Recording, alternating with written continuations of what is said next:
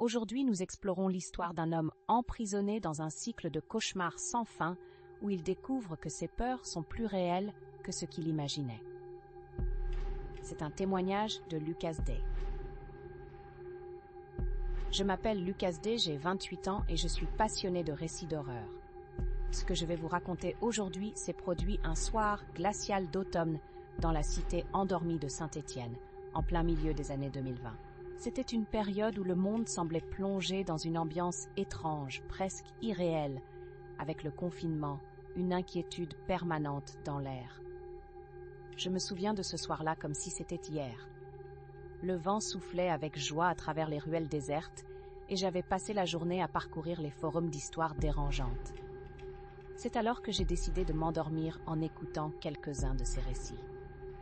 Au début, rien d'anormal, mais tout a changé lorsque je me suis retrouvée dans mon propre cauchemar. J'étais dans une maison qui ressemblait curieusement à celle de mon enfance, mais tout était exagéré, déformé.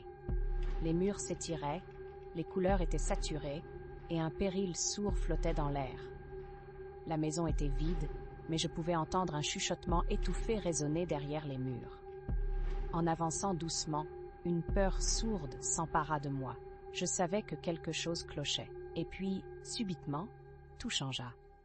Je me suis retrouvée dans un autre rêve, mais tout semblait identique. Les murs de la maison étaient devenus des ombres mouvantes. Je parcourais le couloir lorsqu'un cri déchirant retentit. Je me précipitais vers l'origine du son, une porte entr'ouverte et des échos plaqués à l'intérieur. En m'approchant, j'ai vu mon reflet dans un miroir. Ce miroir ne me montrait pas moi-même, mais un homme dont le visage était désenchanté, figé dans une expression de désespoir. Mais je savais que ce n'était pas moi.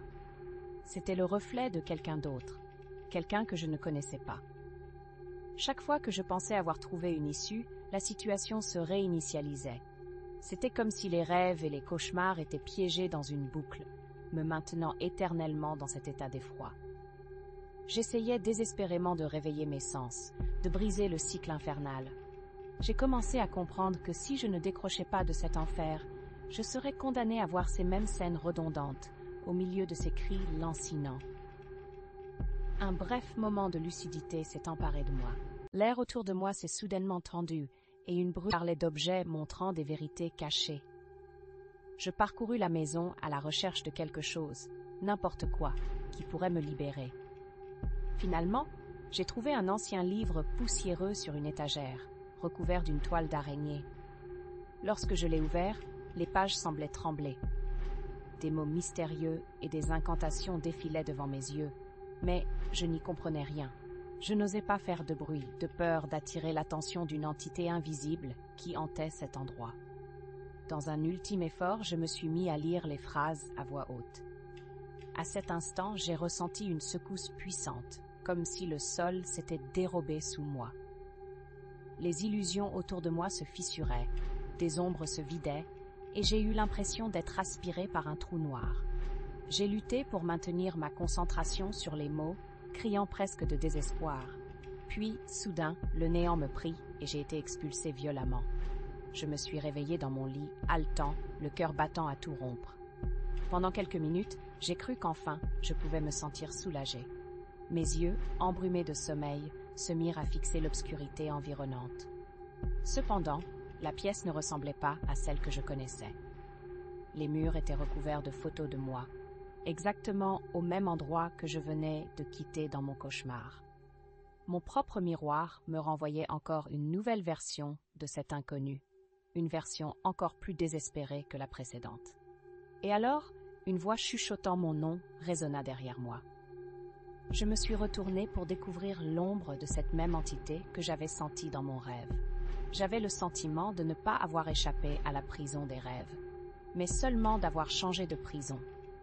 Une prison sans fin où je resterais à jamais, piégée dans un cauchemar dans un cauchemar. Ainsi, je continue à vivre ce cycle, mes nuits devenant de plus en plus troublantes, chaque réveil me plaçant une fois de plus au bord de l'effondrement, moitié éveillée, moitié endormie.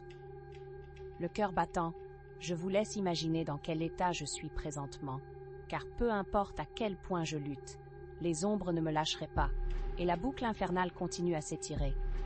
à me garder captif de mes propres peurs. Ne laissez jamais tomber vos gardes lors de votre sommeil, car même un moment d'inattention peut vous faire perdre la liberté, même pendant vos nuits les plus sombres.